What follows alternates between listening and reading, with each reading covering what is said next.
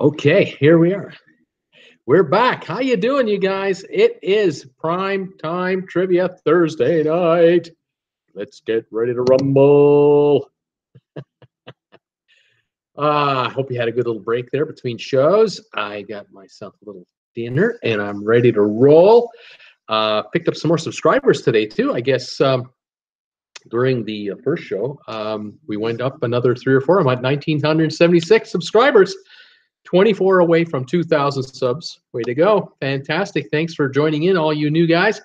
And I hope you enjoyed trivia night tonight and you're enjoying the channel overall. Somebody asked me on the first show about the crew member that went overboard on the Bliss. Not the Bliss, I'm sorry. What cruise ship was that? The Seaside, MSC Seaside in the Caribbean. Was it a day and a half ago, something like that? I just saw an article or a quick little one-sentence thing from one of the publications out there that the Coast Guard has given up looking for the individual. They've given up hope of finding the individual alive, and they're not finding the, not finding the body either. So unfortunately, the member is gone. And of course, the question is, how did this happen? How did the crew member fall off the ship or was assisted off the ship or took a swan dive and decided not to bother coming back to the ship? I don't know. So these are matters that we may not ever hear about because generally this kind of stuff kind of gets buried in the in the press releases, and it's a private matter between family and the crew member and the cruise line, and doesn't make for great press. Let's just say it doesn't help sell cruises. So the cruise line may not be talking about it at all, and we may not hear any other info about this incident. But it's unfortunate, and it is too bad. It's. What are you going to do? Cruise ships are not going to be built with netting around them so that you take away the view or, get between you and the sea. I mean, it's just not. So if you're bound and determined to end it all, you can do it. Yeah, you can do it. I wouldn't recommend it, but yeah, it happens. So too bad with that. Anyway, moving on. I've got 3 skill testing trivia questions for you guys today. We'll see if we'll put you through your paces and see how you're doing today. They're all to do about travel. Yep, they are. I'm just checking them one more time. Worked on them last night and a little bit today, and I kind of like what I see here. So we'll have some fun with those. Let's say hi and see who's here tonight for Primetime Trivia and say hi to everybody. Peter Heckema signed in. We're all ready to go for some trivia, fun trivia tonight, Bruce. Let's rumble. Debbie, Emmanuel, hi, Peter, Trevor, trivia. Hope I'm ready. Peter, Debbie, we are always ready for trivia. Love trivia days, Peter. She says, Peter, I know what you mean. Tracy Dunlap, hi, Bruce, and everyone. Almost trivia time. Tracy Dunlap, congrats. Almost 2,000. We're getting there, just about there. Cam Wilson, Seaside, thank you. Paul Wilgus, hi, Bruce and all. Cam Wilson, yeah, it was said he went overboard at 1 a.m., but the Coast Guard wasn't notified until 4 a.m., or at least that's what I read. I'm hard to say.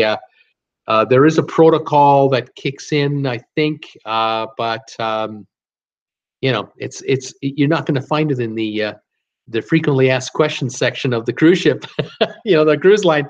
How to rescue at seas work. They don't really talk about it. You can understand why. It is too bad. And Jordan, hey Debbie, ready for trivia? Hey all, hey Bruce, let's get ready to rumble. Jim Thomas, hello one and all. Seakeeper, bring on the trivia, man. I'm ready. I'm ready to roll. I'm ready to. You can't stump me. You can't stump me. I'm ready. He's saying he's ready to go. And I'm looking forward to firing these at you here. Just make sure we get everyone signing in that wants to sign in. I was going to mention, the channel and the store and the new items. I think I think at last count, we've sold over 31 or 32 items on the store now, like in total. Some folks have just picked up 1 or 2 items. Some folks have put in orders for 2 or 3 or 4 items. Thank you, one and all, for that, each and every one of you. Pretty excited about how that is slowly building and getting a bit of a following. So I'm very happy about that.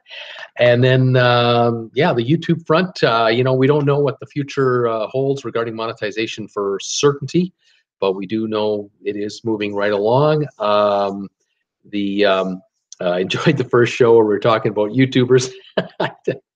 I don't know if any of these YouTubers watch any of my live streams. I'm such a small channel.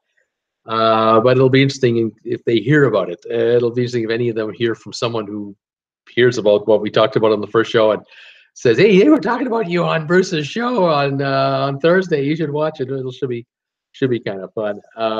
We'll see what gives. Wes Morrison, first time I watched your primetime show in a while. Looking forward to your travel challenge. Wes, welcome, buddy. Nina Frank, back for more laughing.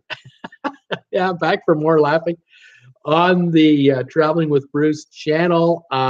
Yes, indeed. Like I said earlier today, I was watching my, I was on my Patreon page, and I happened to watch my Patreon video that I shot it's an intro video for the channel, for the Patreon page.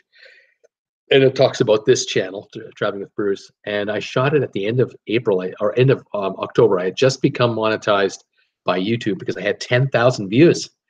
And I remember trying to get to 10,000 views, just trying to get the 10,000 views to make it to monetization. That was a tough one. I didn't have a video that just went to right. I didn't have one video that got me 15,000 views. I had to do it one at a time.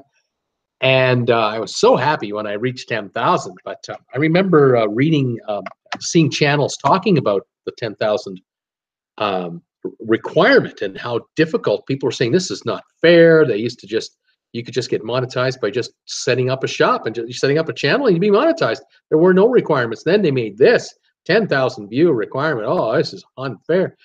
And I thought, well, it's kind of separating the men from the boys, I guess. But little did I know that in January they would announce, forget that. We don't care about 10,000 views anymore. You now have to have 1,000 subscribers, and you have to have 4,000 watch hours. Oh my goodness, 250,000 minutes of watch time. My gosh, I couldn't believe it when they announced the new changes to the monetization.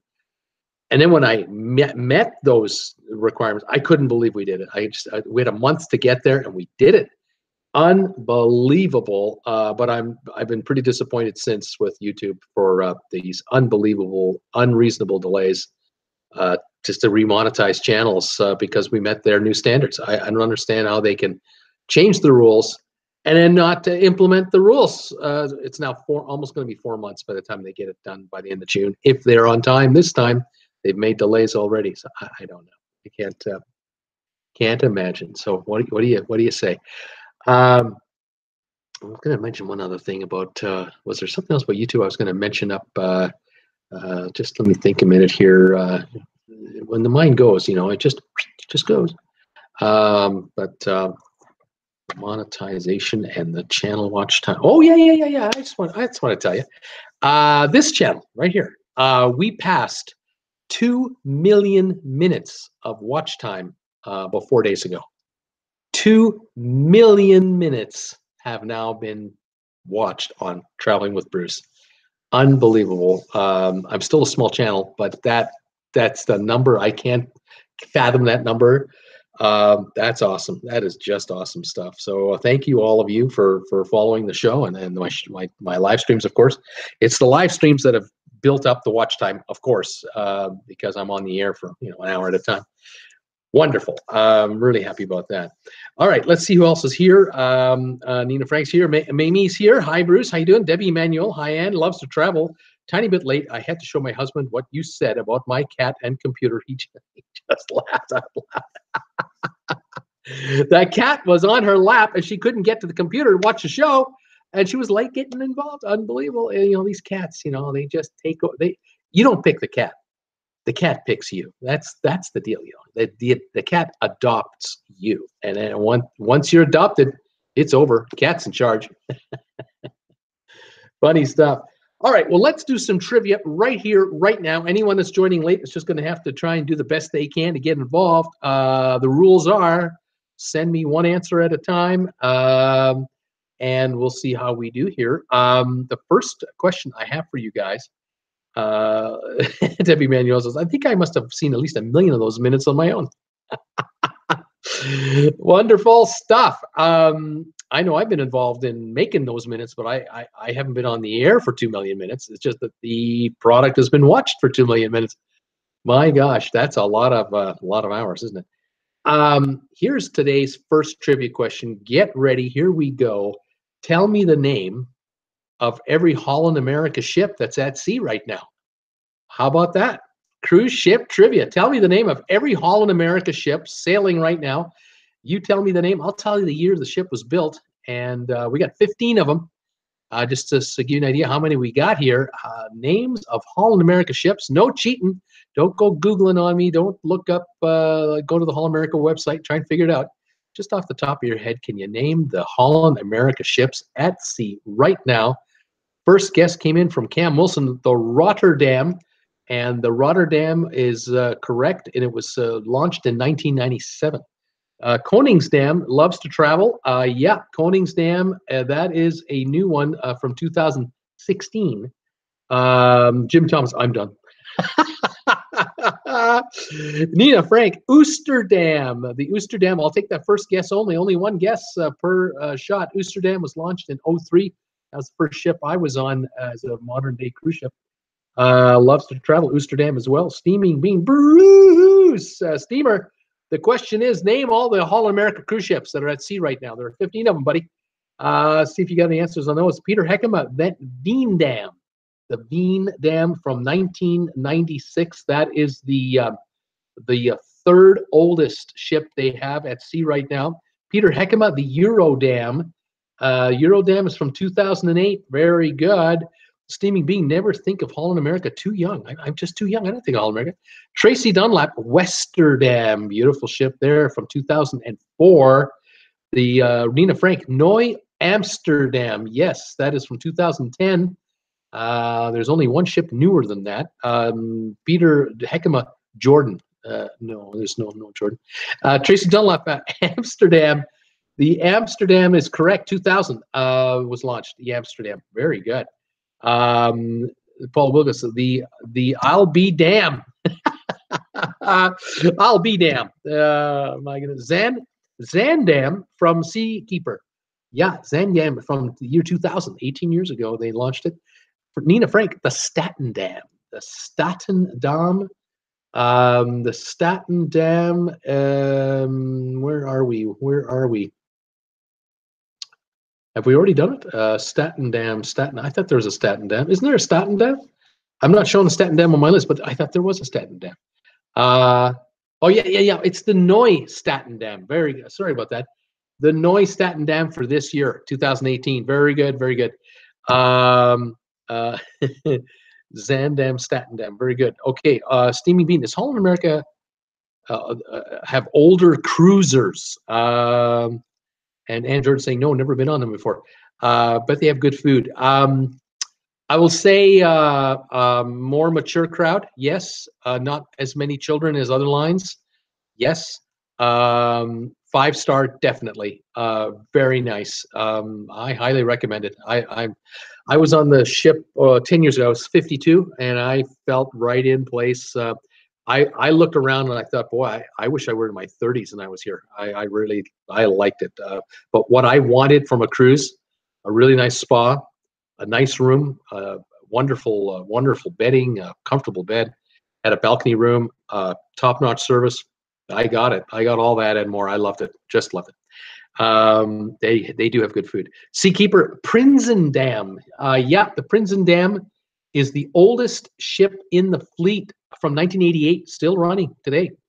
Maasdam, the Maasdam, Peter Heckema, Maasdam, 1993, the second oldest ship in the fleet, Maasdam.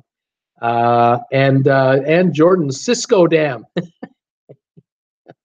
And Jordan, Costco Dam, sorry, typo. Costco Dam, the Costco Dam. Peter Heckema, Koningsdam, we've already done it. We only have 1, 2, 3 left to go, actually.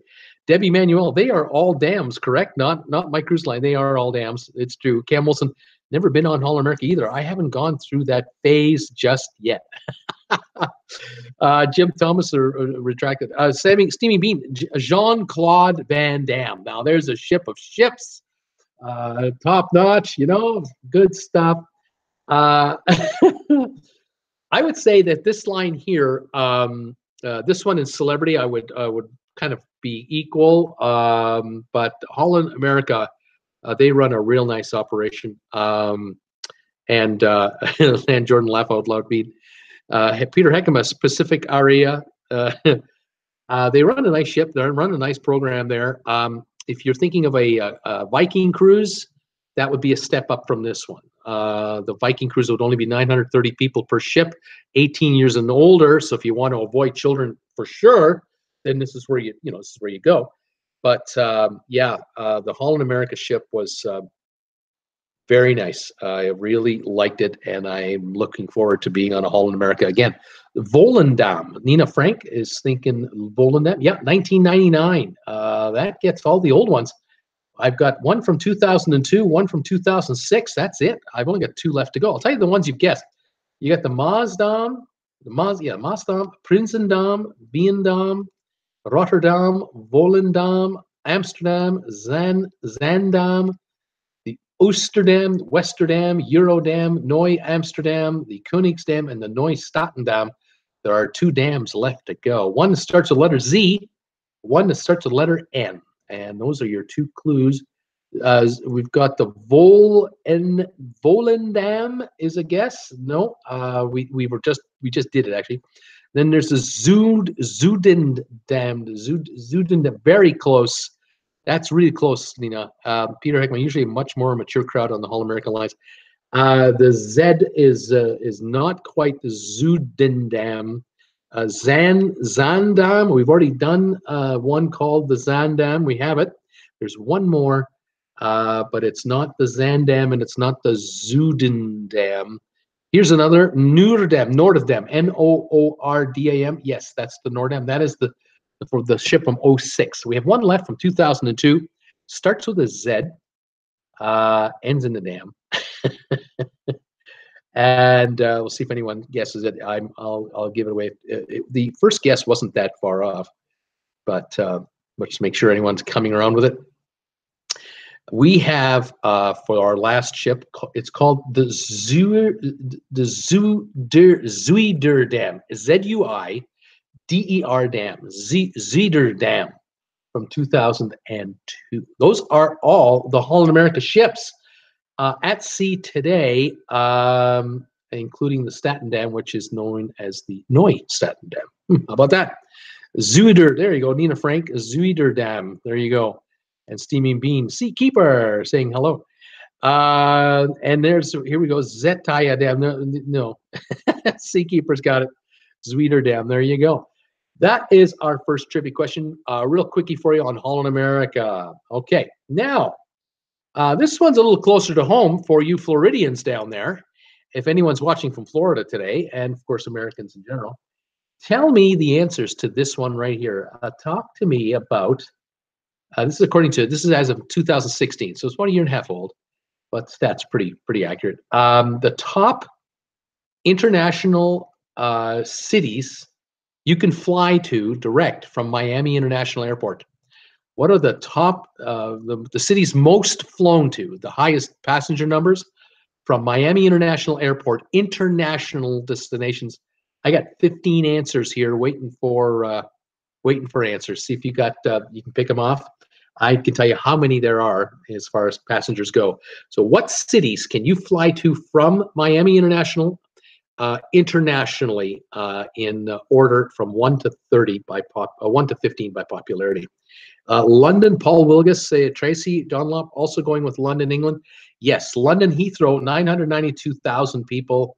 London is in first place. And I'm only counting each city once. Copenhagen, Nina Frank is thinking about Copenhagen, and it is not in the top 15. No. Peter Heckham also got London. Tracy Dunlap is thinking Munich, from Miami. They may do the flight, but it's not in the top 15 in popularity. Nina Frank got London. Loves to travel. Is thinking about Barcelona. Barcelona is not on the list in the top 15 either. Tracy Dunlop, Dubai. Nope, they don't fly to Dubai out of London out of Miami as of 2016. It may have changed, but at the moment, at that time, no. Paris, Wes Morrison. Thinking about Paris. Paris came in at number 14. 414,000, about half, less than half of the London number. And that put it down to 14. And Jordan, thinking about Singapore. No, Singapore is just a wee bit too far to fly out of Miami. That would be a bit much. There is not enough business to make the top 15, even if there was. I'm not sure if there's a direct flight even to Singapore. I really don't know. Peter Heckema is thinking about Toronto. Toronto is number 12 on the list at 494,000 people. Yep, Toronto, it's just short of 10,000 people a week on average. A lot of cruisers from Canada coming down. Debbie Manuel has Paris. Tracy has Paris. All correct. Seakeeper is wondering about Montreal. Montreal didn't make the top 15. Excuse me, didn't make top 15. Loves to travel. Amsterdam. Amsterdam is not on the top 15 either. Nope. Athens is not in the top 15. Nina Frank is thinking Schiphol. That would be Schiphol. Is that Amsterdam as well? Is not on the list. Nina Frank. What about Frankfurt? Frankfurt, Germany. No, Frankfurt, Germany, not in the top 15.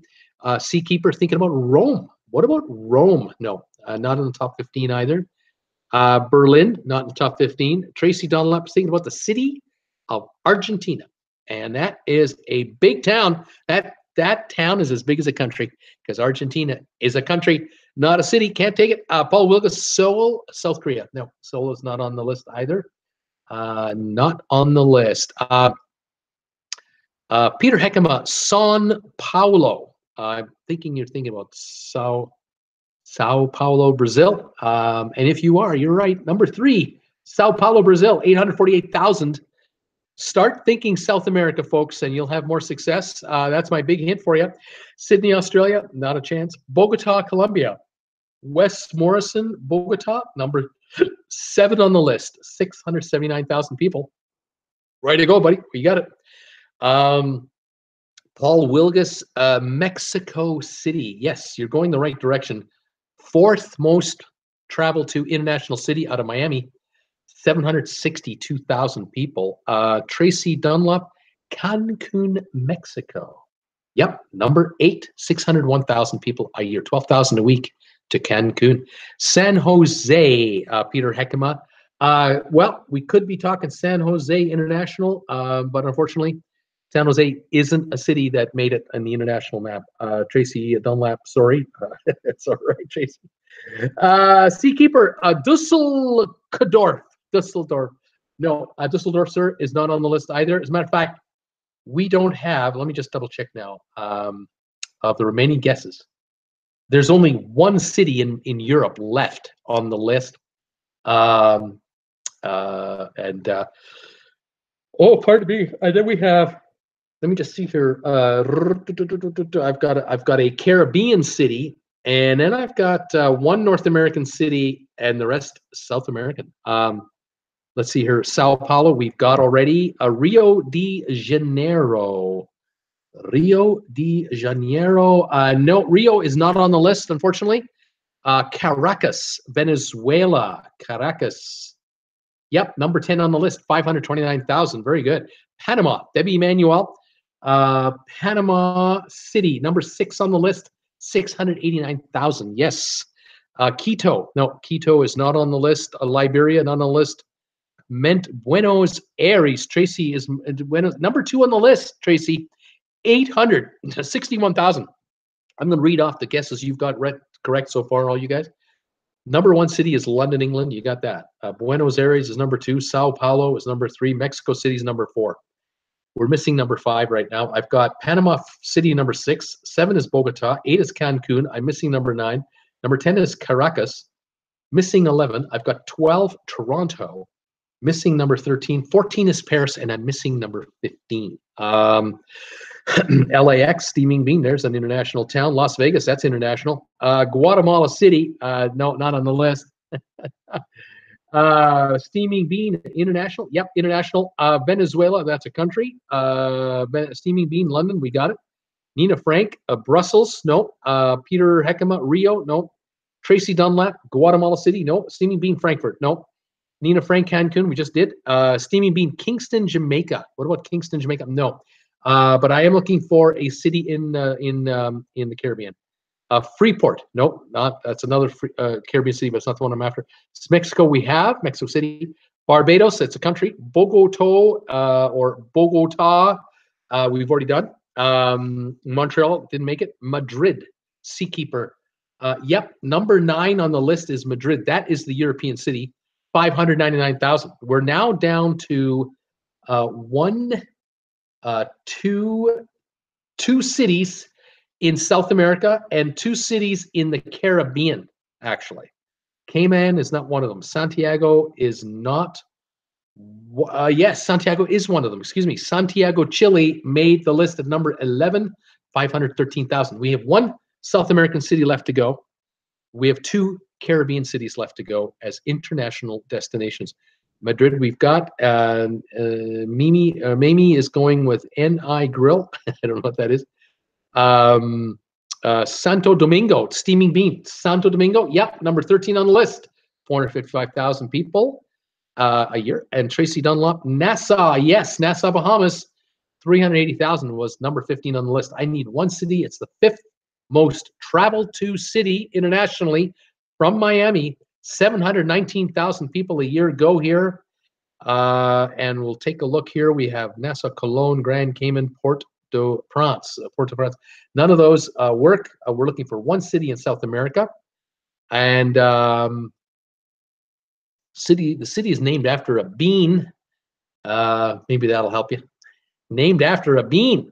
Not named after a steaming bean, but it's named after a bean. But it's not pronounced that way. S1, Sylvia. Hi, Bruce. Sylvia. 75 degrees in Greensboro. How you doing, Sylvia? Welcome back. Peter Heckema, Kingston. Nope. Bogota. Nope. Steaming Beans going for Bogota. Looking for a city in South America that's named after a bean. Lima. There it is. Lima. Steaming Beans got the Lima. Same with Peter Heckema. Lima, Peru. Correct. 719,000. That is the correct answer. That is the list right there.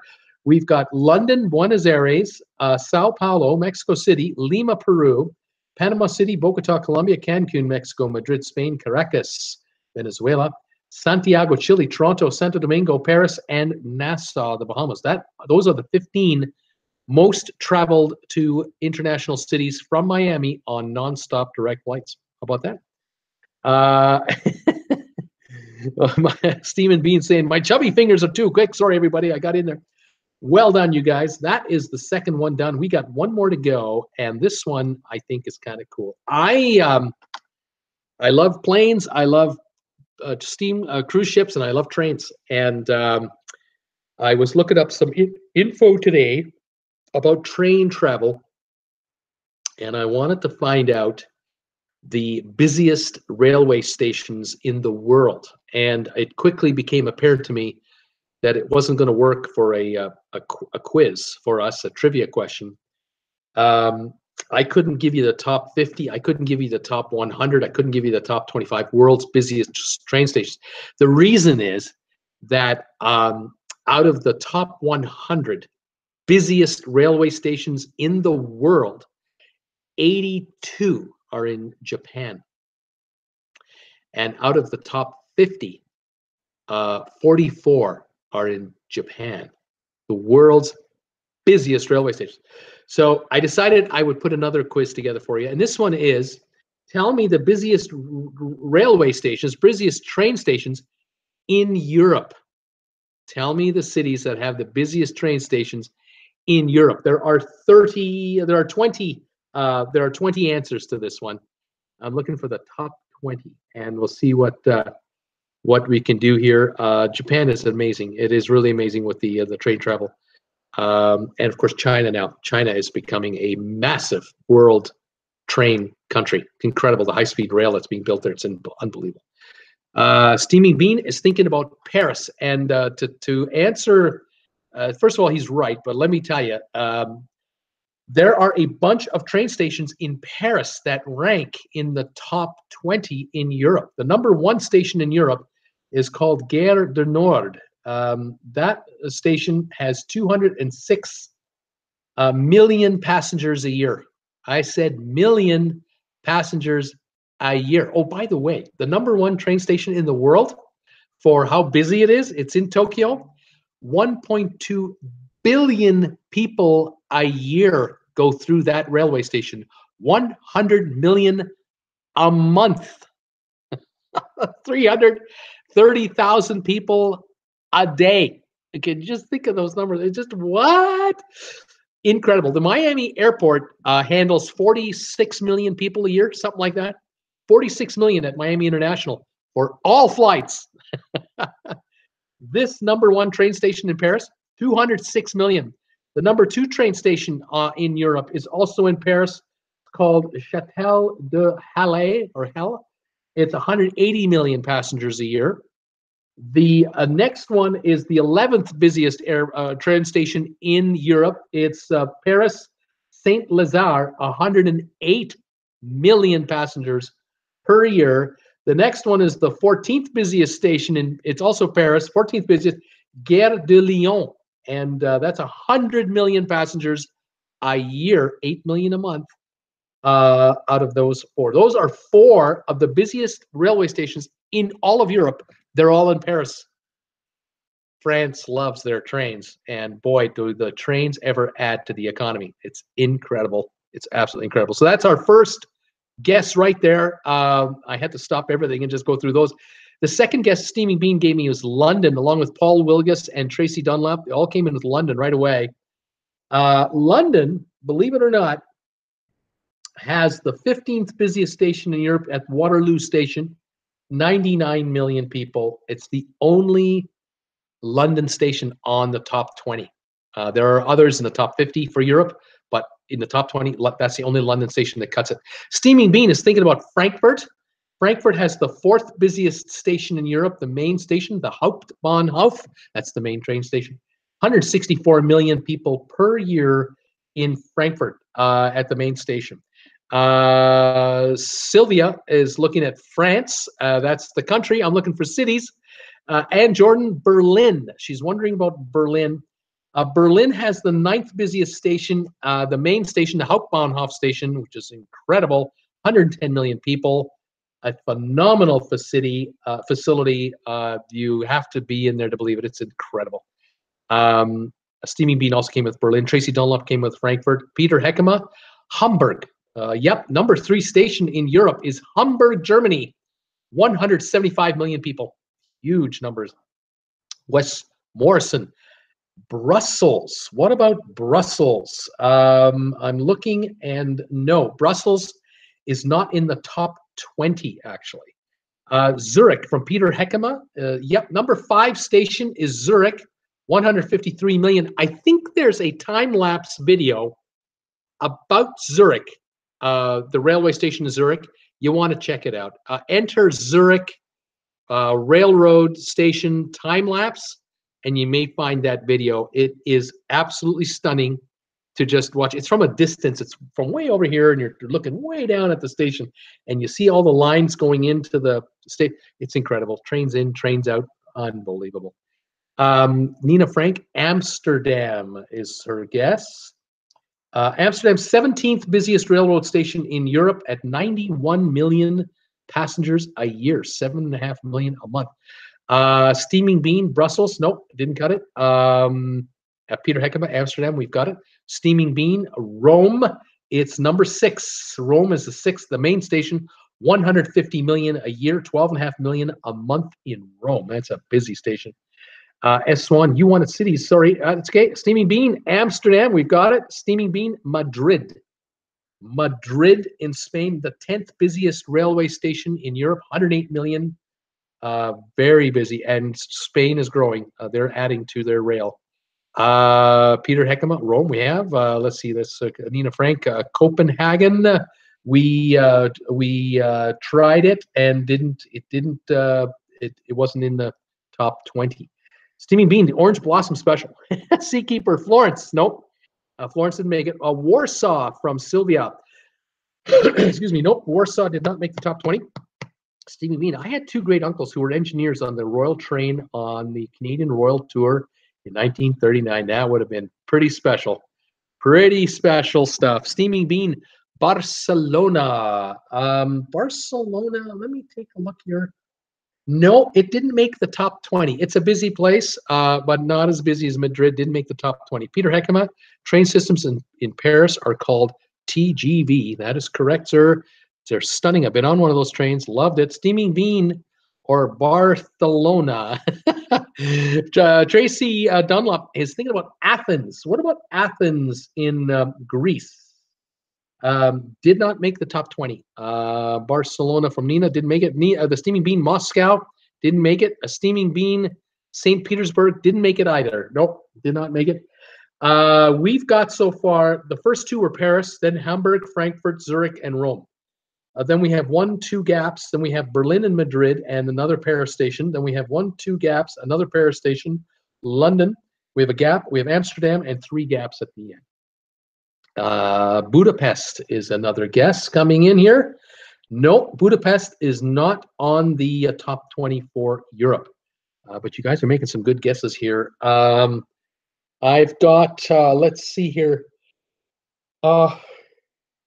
Oh my goodness, yes. Oh my goodness, I do have, I have a bunch there. Let me just see if there's anyone coming in. And Jordan, Osaka, I've been on the train, is very fast in Japan. Those bullet trains, unbelievable. Sylvia, Oslo. What about Oslo, Norway? Nope, Oslo does not make the top 20 for volume. It's interesting that the top 6, you know, they're 150 million or more. From the 7th down, it's 127 million, and then the 20th is 87 million. So you got to have 87 million passengers to get to the top 20. That's amazing. Lyon, Peter Heckema. I was wondering about Lyon. No, Lyon. You'd think because there's a station named Lyon in Paris, you'd think that on the other side of it. No, Lyon did not make the top 20. It's busy, but not in the top 20. I'm looking for 5 cities in Germany still. They're big in Germany too. France loves trains.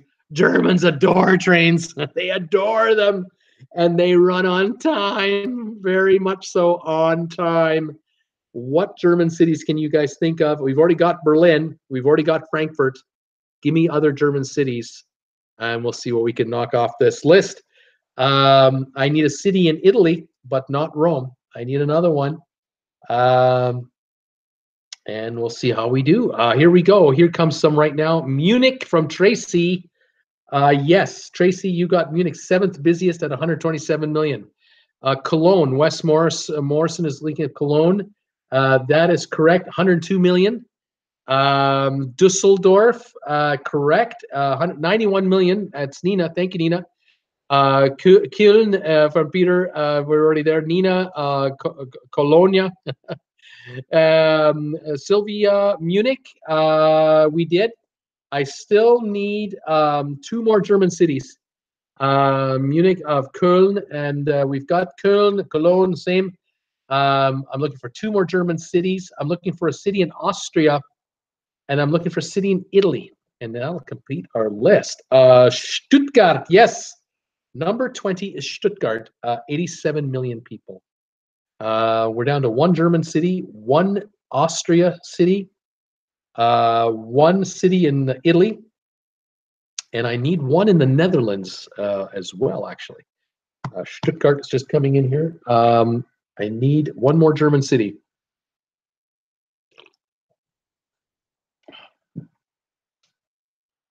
Bern, Switzerland. Nope. Bern, Switzerland did not make the list. Where Zurich did, but Bern did not. Bern being the capital, didn't make the list. Vienna, Wes Morrison, Vienna. Correct, Wes. 98 million people. Vienna, very well done. Steaming Bean, Scheisse.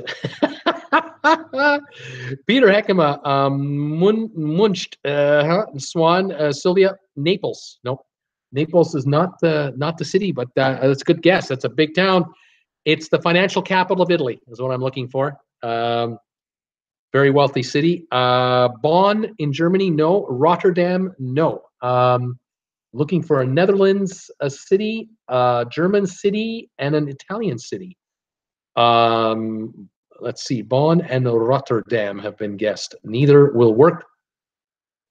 What is Italy's #1 financial city, also known for fashion?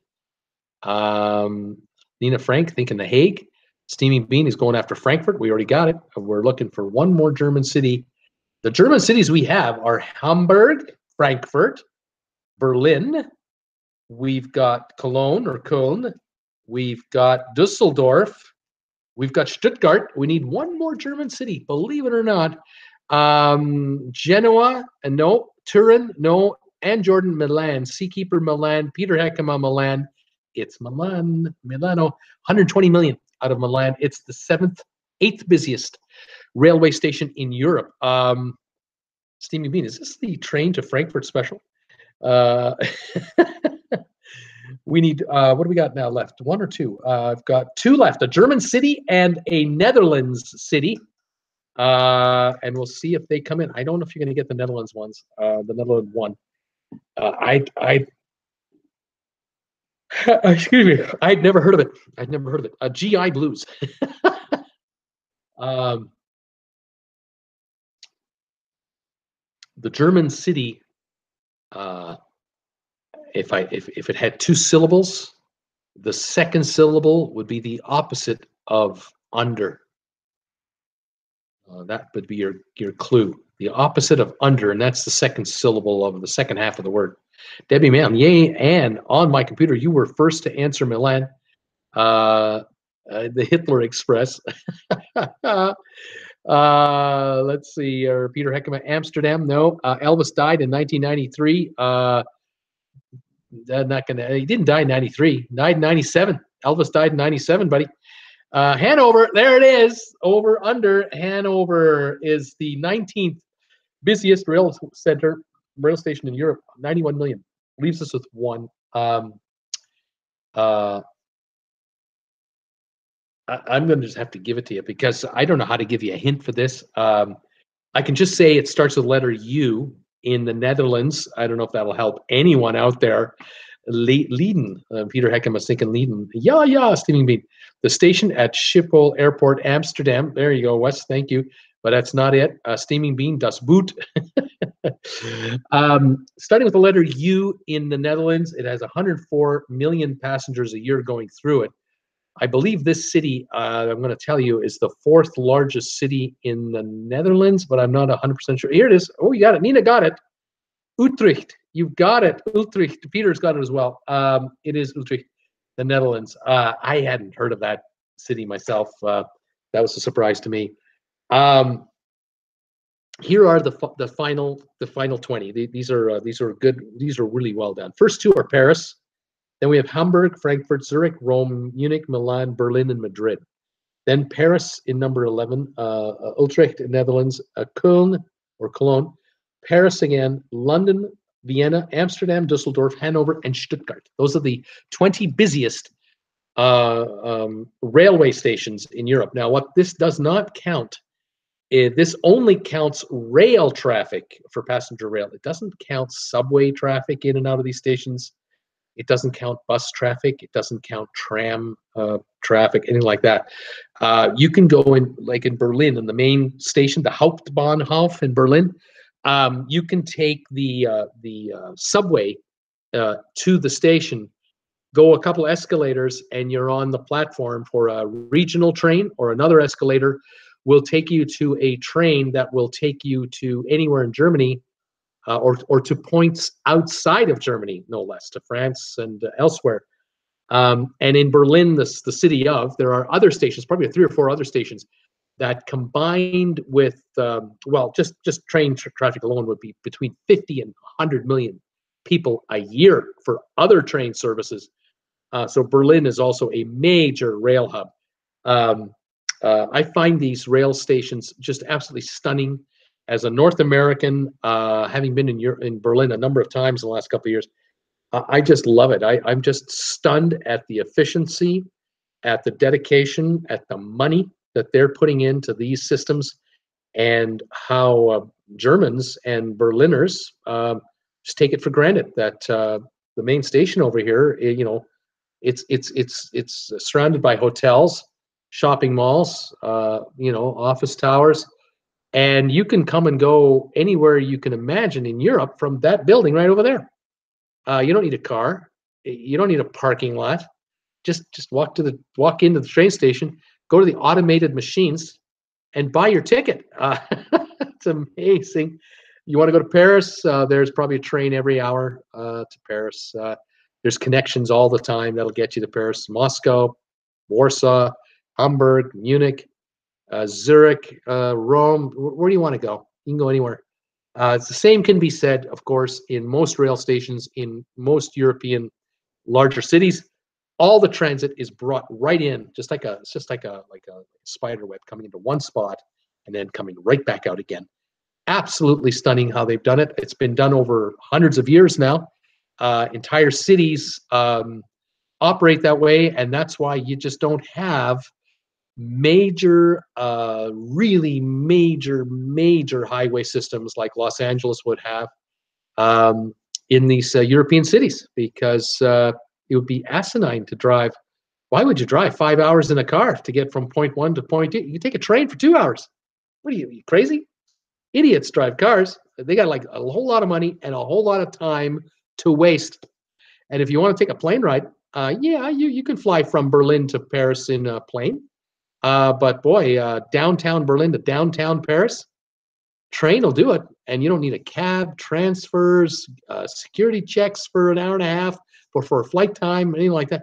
You're gone. You're there, and you're relaxing, either in the second class car, the first class car, leg room, big windows, get your work done. You get the computer stations, and they're Wi-Fi connected. You're constantly connected into the Wi-Fi, even on these trains. It's just amazing. Tracy, good job. Nina and Peter, never heard of that city. Thanks, me, Nina, saying. Peter, the reason I knew Utrecht was my great uncle was the town planner for Utrecht. Well, how about that? That is incredible. Steaming Bean, love trains. Steaming Bean, proud to say that Canada does a fine job with Via, but not like Europe. Oh gosh, no, not even close. Steaming Bean, the Quebec City Windsor corridor is most relaxing. Yeah, it would be. It is, and it would be. Wouldn't it be great if Canada were to pour some serious money into rail?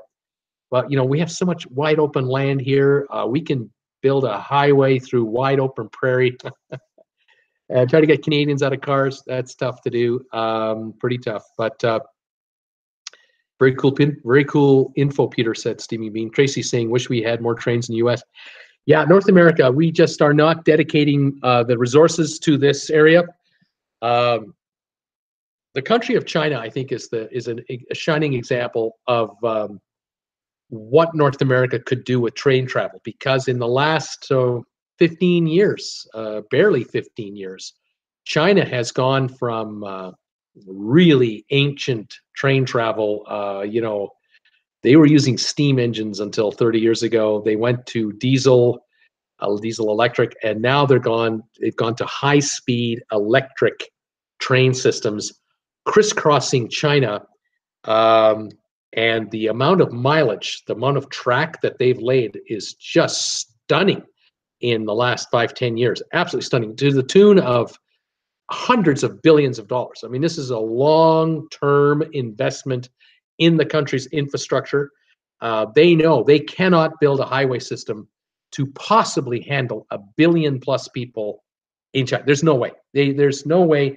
They will pollute themselves into extinction if they want to produce enough vehicles and enough highways to handle 1 billion people on that in that country. So trains had to be the way to go, but you couldn't just lay the track. You had to build the stations. You had to have the cars. You had to have the expertise to maintain it all. And so if you go today to Shanghai, to Zhangzhou, go to Hong Kong, go to Beijing, I mean, and there are dozens of cities that I cannot tell you the names of or pronounce if I tried. You can crisscross China today in high-speed rail in 3 classes: second class, first class, and business class, which is higher than first class, by the way, in absolute comfort and luxury. And it's quiet and fast and efficient and affordable. Tourists, if you're a young tourist doing some backpacking across China, wow, the train system is the way to go. Absolutely the way to go. Man, can you go a long distance in a hurry, and downtown to downtown. Absolutely massive investment into the system.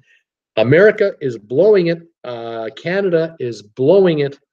I think that if we had train systems in place similar to Europe, we'd have a higher standard of living across the board for sure. Our lower middle class folks are even our the poorest of the poor, not the poorest of the poor, but our poor, could still afford a train ticket to get around.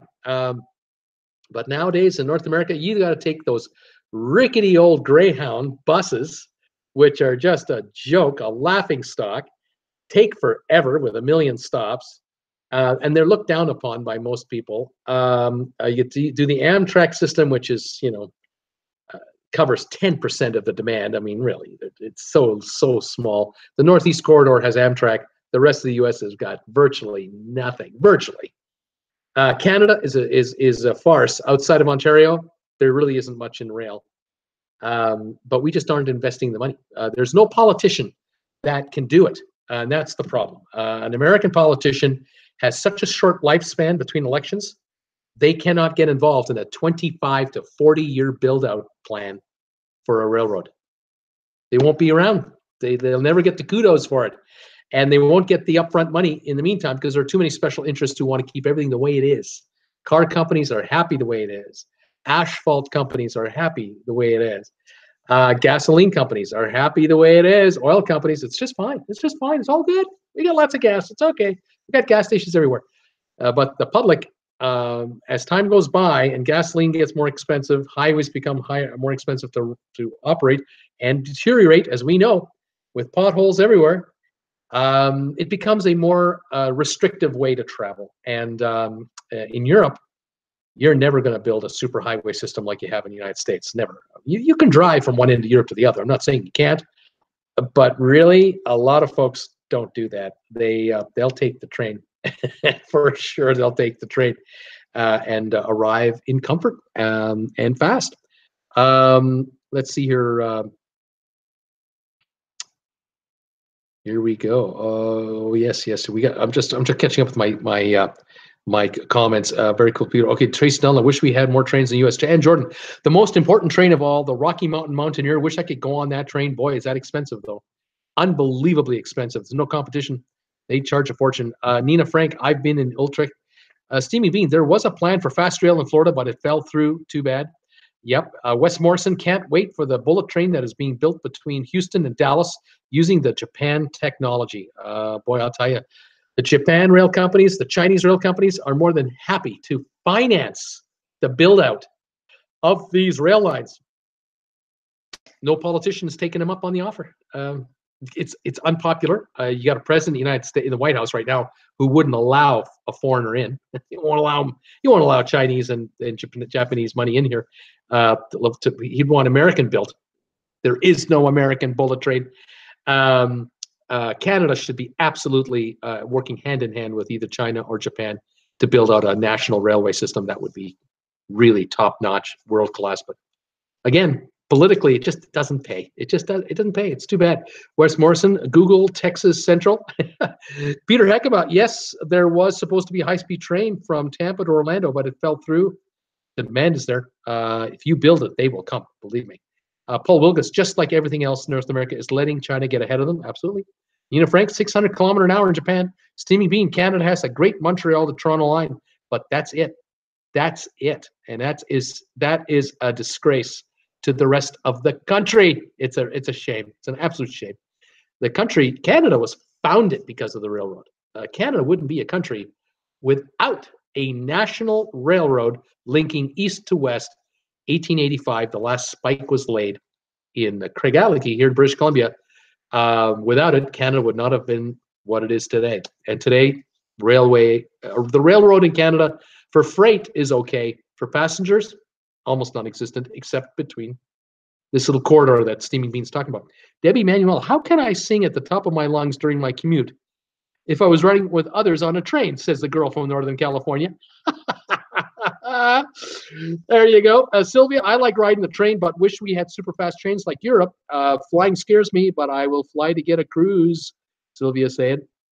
Right on, Sylvia. Paul Wilgus, America is too concerned with oil. A Steaming Bean, time to build a wall across Canada. Sylvia, I have rode the Amtrak from Raleigh to Tampa, Florida. Long trip. Yeah, I'm sure it is. Steaming Bean, to Amtrak Montreal to New York City. Boy, was that slow. Oh, yeah, antiquated. I wouldn't do it. Tracy, could you imagine going from Tampa to Orlando by train and staying off the I-4? Yeah, it would just...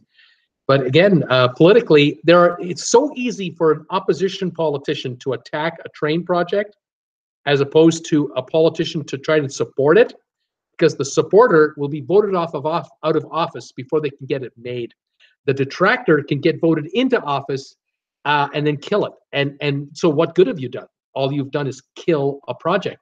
If for the public good and for the good of for the good of the state, the good of the environment, no, you can't convince these guys. These guys want the power, but they don't want to do anything with it. And it's pathetic, is what it is. And there's no way to change it in the USA, really, because if you've got congressional elections every 2 years, presidentials every 4, you can't get a 10-year project going. It's next to impossible. You can talk the talk, but you can't get the walk going. Can't do it. It has to be done privately, and can't be done privately or on public land. Peter Heckema, yes, Tracy, it was supposed to be built in the medium on I-4. Steaming Bean, writing on the city of New Orleans, Illinois Central, Monday morning, rail, 15 cars and 15 restless riders, 3 conductors, 25 sacks of mail. Steaming Bean, love that tune. There you go. Steaming Bean, good morning, America. How are you? Paul Wilgus, I love that song. Yeah, good morning, America. How are you? When you ride a train in Europe or Japan or China, you see what it is that the Europeans like about train travel. And when they come over here, especially those who've never been here before, they come over here, they cannot believe how we're blowing it. They can't believe it. What is wrong with you people in North America? Why haven't you got all this land? You can make these incredible train stations. You can have these incredible connections. You could have bullet trains between Chicago and Detroit. You could have bullet trains between St. Louis and Atlanta. You could have from Atlanta to Miami. I mean, and it all stops in between. It would be heavenly. And people from Alabama could get on a high-speed train from Mobile to New Orleans and go there on a Friday afternoon and be home Sunday night and have a great old time and not have to worry about airfare and get to the airport 2 hours before the plane takes off. And it can only hold 150 people per plane. Are you kidding me? A train can have 20 cars with 2,000 people on it. Piece of cake. Oh my God. What we miss out. We're missing out. So when you go over somewhere else, when you go out of town, you see how the other half lives, and you'll see what Europe is, what they're enjoying over there, and in China and Japan and other countries with sophisticated rail. It is stunning, absolutely stunning. Seakeeper, the look on their faces, priceless. Yeah, they can't believe it. They cannot believe it. And then they find out, like we just tell them, oh yeah, we had a high-speed rail project. It got killed, politically got voted out. Yeah. They've been trying to build a high-speed rail between Los Angeles and San Francisco for 10 years. I can't believe it's still going. It's being built in spots, in sections, but there are politicians still trying to kill it. They still won't let it. They won't let it go. The voters voted it in. The money's been allocated, and there are still politicians trying to get elected to try to kill that project. And they've got their 30%, followers. They're just trying to scoop a seat somewhere. It's pathetic. It is absolutely pathetic how they can't get on the same team for something that is so vital and could be so economically positive over the next 50 years. But they don't think in 50 years. They think in one election cycle. Just let me in. I just want to get that job. I want to become the guy that I can take care of all my friends who bribe me. to get their projects looked after, their special interest projects. It is a sad state of affairs. But what can I say? That's the way it is. Anyway, that is today's trivia and train rant for the day. I hope you've enjoyed today's trivia. Let's see what we got here. Wes Morrison, when I rode the high speed between Brussels and Paris, we went by an airport and we were going faster than the plane that was landing. Yeah, I believe it.